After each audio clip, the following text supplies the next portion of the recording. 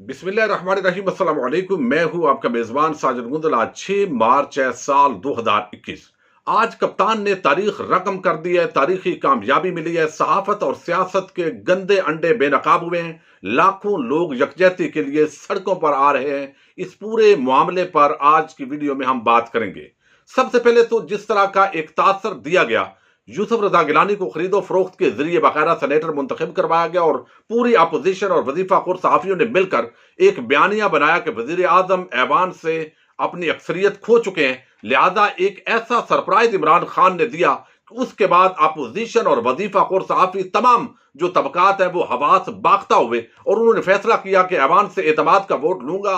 अगर मेरे पास अक्सरियत नहीं रही तो मैं अपोजिशन में बैठूंगा, लेकिन इस तरीके से डर कर चूहों की तरह यहां पर हुकूमत नहीं करूंगा। ये एक ऐसा अजीब जवाब था जिस पर मौलाना आ रहा है कि जो नारे लग रहे थे, तो अब मौलाना जा रहा है भागते हुए। वो अपनी जूतियां लंगोटी सब कुछ भूल गए और ऐसा यू टर्न लिया कि मरियम नवाज हूं, बिलावल हूं, फजल और रमान हूं, उनको कुछ आ जा नहीं रहा था। और ये एक बहुत बड़ा इनकलाबी कदम था। इमरान खान का बोल्ड डिसीजन था, खतरनाक डिसीजन था, लेकिन खतरों से खेलना कप्तान की हमेशा की एक आदत है और एतमाद के साथ वो चाहते हैं कि मैं हुकूमत करूं। और आगे वो उनका कहना है कि इमरान खान का एक नया रूप आपको देखने को मिलेगा। अब इस पूरे मामले के अंदर हमने तमाम चीजें देखी, जिस तरह यूसुफ रजा गिलानी के हवाले से वीडियो, ऑडियो, व्हाट्सएप मैसेजेस आए, इलेक्शन कमीशन ऑफ पाकिस्तान का रवैया क्या रहा, सदारती आर्डिनेंस जारी किया गया, साथ ही सुप्रीम कोर्ट ऑफ पाकिस्तान ने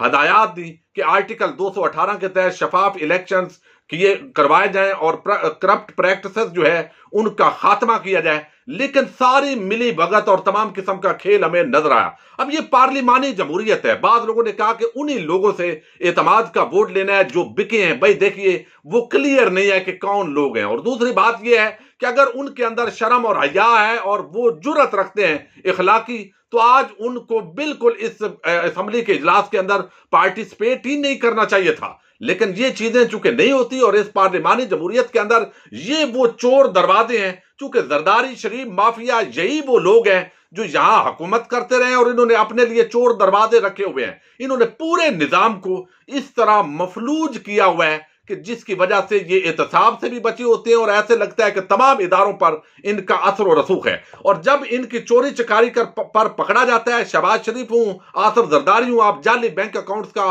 पूरा धंधा देख लीजिए। शहबाज शरीफ की पूरी जो ट्रांजैक्शंस हैं, पापड़ वाला, ठेले वाला, सारे लोगों का ये कच्चा चट्ठा बिल्कुल अवाम के सामने है। लेकिन देख लीजिए पाकिस्तान के इस निजाम पर कि नैब भी रोज जो है वो एक नया रेफरेंस खोलने के लिए बैठता है और अगला कोई मेगा करप्शन का एक स्कैंडल भी मंतकी अंजाम तक नहीं पहुंचाया गया। दूसरी तरफ अदलिया है, उसको डायरेक्ट कहा नहीं जा सकता। इलेक्शन कमीशन है, उनकी बदमाशी कौम ने सरेआम देख लिया है। तो असूलन तो वजीर आजम इमरान खान ने जो कौम से वादे किए हैं उसके लिए पाकिस्तान के वजीर आजम इमरान खान को 2/3 अक्सरियत चाहिए। लेकिन मैं अब भी यह समझता हूं कि अगर सेनेट के इंतखाबात होते हैं और वजीर आजम के पास अक्सरियत नहीं आती पीटीआई की, चेयरमैन उनका अगर दूसरी पार्टी अपोजिशन पार्टी का होता है, तो फिर वजीर आजम को असेंबली डिसॉल्व करनी चाहिए और कौम से खिताब करके पूरी सूरत हाल उनके सामने क्लियर करनी चाहिए कि भाई मैंने जो आपसे वादे किए वो वादे पूरे होंगे जब आप मुझे 2/3 अक्सरियत देंगे। तो कौम इंशाल्लाह बेदार होगी। बेशक इस वक्त जमीर फरोश जो सियासतदान है उनके साथ कुछ वजीफा खोर और जमीर फरोश किस्म के सहाफत के जो अहले सहाफत है वो भी मिले हुए हैं, लेकिन इन सब की पहचान हो चुकी है। तमाम गंदे अंडे बेनकाब हो गए, सियासत के अंदर भी, सहाफत के अंदर भी।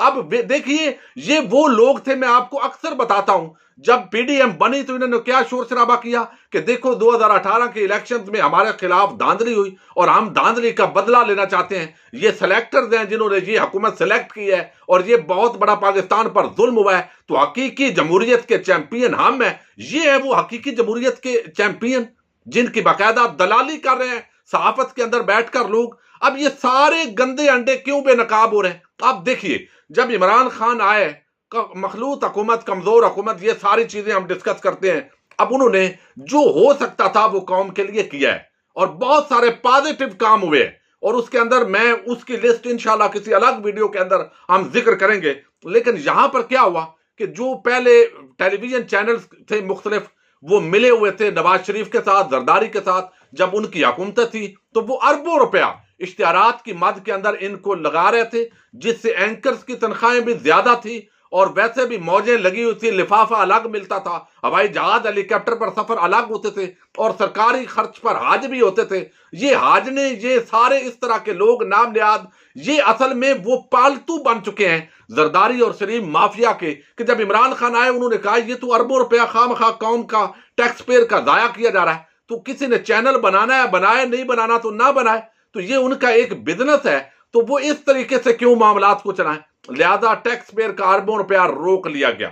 उसके बाद पहले दिन ही देखिए ये तमाम तबका जो है वो मुखालफ हुआ है। फिर खूनी लिबरल आंटियों का टोला, हालांकि देखिए 14 साल की एक बच्ची के साथ सलाउद्दीन नामी फजलो रहमान की पार्टी के बंदे ने निकाह किया है, जो पाकिस्तान के कानून के मुताबिक एक जुर्म है। और जब कोई आम जगह पर ऐसा वाकया होता तो आप देखते कि ये खूनी लिबरल आंटियों का टोला और ये जो सहाफत के अंदर मुख्तलिफ तरह की आपको खवातीन नजर आती है, ये एक हंगामा बर्पा कर देते। लेकिन फजलो रहमान को मौलवी होने के बावजूद उसके खिलाफ कोई बात नहीं कर रहा। क्यों? कि वो सूट करता है। बुग़्ज़े इमरान एक इस वक्त ऐसा मुश्तरका एजेंडा है जिस पर ये सारे माफिया के लोग मिले हुए हैं, और सहाफत के अंदर भी ये माफिया बैठा हुआ है, सियासत में, बिजनेस के अंदर, हर जगह, और एक ही मकसद है। आप देखो कि इमरान खान को किसी तरीके से हटाओ। भाई देखो, जिसके खिलाफ चोर डाकू लुटेरे इकट्ठे हो गए, इसका मतलब है उस बंदे के अंदर तो कुछ है। तो आज कौमी असम्बली से जो एतमाद का वोट लिया, ये एक जनाटेदार थप्पड़ लगाया हामिद मीर, सलीम साफी और तबका मलामतिया के मुंह पर, जब अभी वो यू टर्न ले रहे हैं बयानात के अंदर, अब एक नई बोलियां लेकर आ रहे हैं। और दूसरी तरफ पीडीएम फजलो रहमान, उनका तो है ही 12वें खिलाड़ी है, उनका क्या जिक्र करना है। अब खरीदो फरोख्त तो वही सारा मामला है, अब वो बंदे पकड़े भी जाएं। लेकिन यहां पर आज वजीर आजम पर एतमाद का इजहार कर रही है पाकिस्तानी कौम।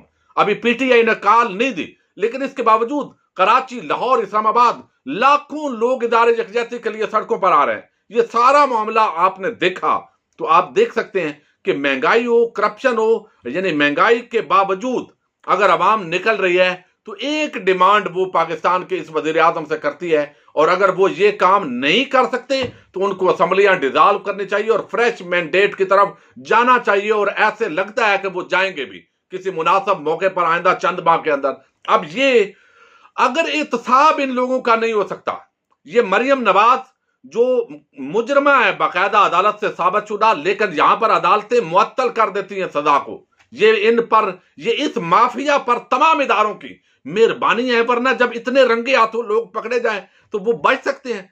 तो मरियम नवाज हो, शहबाज शरीफ, शरीफ फैमिली हो, जरदारी माफिया हो, बिजनेस टाइकून चंद एक जो करप्ट प्रैक्टिस के अंदर मुलव्वस हैं, अगर उनका एहतसाब इमरान खान की हुकूमत के अंदर नहीं हो सकता और वो करने की पोजीशन में नहीं है, तो उन्हें बिल्कुल हुकूमत के अंदर नहीं रहना चाहिए।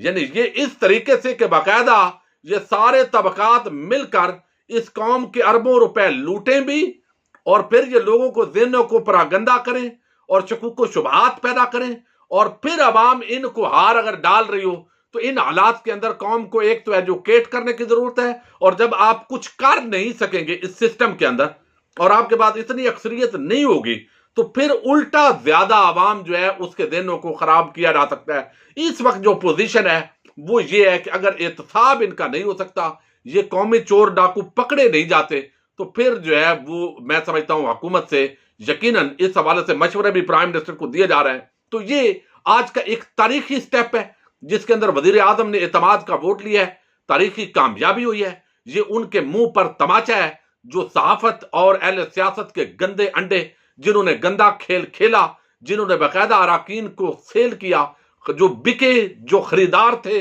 वो सारे लोग, उनको मैं समझता हूं जमहूरियत का, आजादी इज़हार राय का और इस तरह के उन्वान इस्तेमाल करने पर शर्म और हया होनी चाहिए। और वो लोग जो हामिद मीर हूं, सलीम साफी हूं और ये सारा तबका, उनको तो खास तौर पर शर्म और हया आनी चाहिए। बुनियादी वजह यह है कि आज देखिए कि अब किस तरह की प्रोपोगेशन है। अब एक खातून है, ये गरीदा, जो शहबाज शरीफ की फोटोग्राफर थी और खास किस्म के टाइटल इस्तेमाल होते हैं, तो अब वो कहती है कि इस्लामाबाद में मौसम आज कुछ धुंधलाया धुंधलाया सा है, धुंध तो नहीं है मगर हैजे है और कौम में असम्बली इजलास तक बरकरार रहने का अमकान है।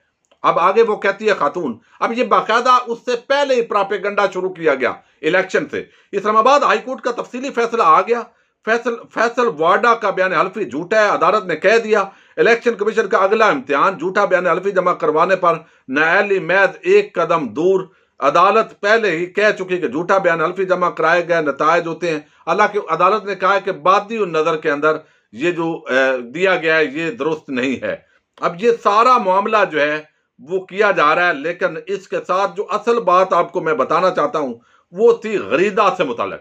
अब प्राइम मिनिस्टर ने एक बयान दिया कि अपोजिशन के तमाम लोगों को देखो तो शक्लों से गद्दार लगते हैं। ये वज़ीर आज़म का इस तरह की स्टेटमेंट थी। अब सना बुच्चा कहती हैं कि कुछ अरसा बाद खान साहब को बनी गाला के अलावा हर जगह गद्दार नजर आएंगे। इसी तरह की जो स्टेटमेंट्स हैं वो आपको अहमद मीर और सारे इस तबके की मिलेंगी। मतलब ये है कि ये तबका बजाय इसके कि गैर जनबदार रहकर सहाफत करे या कुछ दयानतदारी का मुजाहरा कर ले, ये बाकायदा वजीर आजम के खिलाफ और पीटीआई के खिलाफ एक फ्रीक बन चुका है। और ये तासर दे रहे हैं कि हम होंगे तो फिर ये हुकूमत जो है वो रह सकती है, और हम अगर मुखालफ हो जाएं तो हुकूमतें नहीं रहती। ये बहुत खतरनाक किस्म की चाल है। अगर इस तरह की चालें कामयाब हो जाएं तो ये अहले सहाफत के अंदर बैठे हुए चंद चुगादरी ये हमेशा पूरे मुल्क को नचाएंगे। और मैं समझता हूं बाद इदारे इनसे शायद ब्लैकमेल भी होते हैं, चूंकि अहमद मीर जैसे लोग जितनी ज्यादा तनकीद करते हैं पाकिस्तान के सलामती के मुल्की जो इदारे हैं उन पर, उतना इसको ज्यादा प्रोटोकॉल मिलता है इन लोगों को। और जो लोग रोज जो है वो पॉजिटिव इमेज दे रहे होते हैं उनको वो प्रोटोकॉल नहीं मिलता। ये हमारे मुल्क के इदारों को भी देखना है। और ये कहना कि मुझे गोलियां लगी और मैं बच गया, ये चीजें बड़ी आम सी हैं। तो आज मैं समझता हूं जो इखलाकी हवाले से अगर हम देखें तो पाकिस्तान का निजाम दिवालिया हो चुका है, लेकिन इसके बावजूद कप्तान डट कर इस माफिया के खिलाफ खड़ा है और लोग इदारे यकजहती के लिए बाहर निकले हैं। ये एक बहुत पॉजिटिव मैसेज है और इंशाअल्लाह पाकिस्तान की फतह होगी। और ये जो पूरा एक टोला है करप्ट चोरों डाकुओं का, ये मंतकी अंजाम को पहुंचेगा। प्राइम मिनिस्टर की जो गुफ्तगू है और पूरी डिटेल पर नेक्स्ट वीडियो में इंशाअल्लाह बात होगी। अपने मेजबान साजिद गुंदल को नेक्स्ट वीडियो तक के लिए इजाजत दीजिए। अल्लाह हाफिज।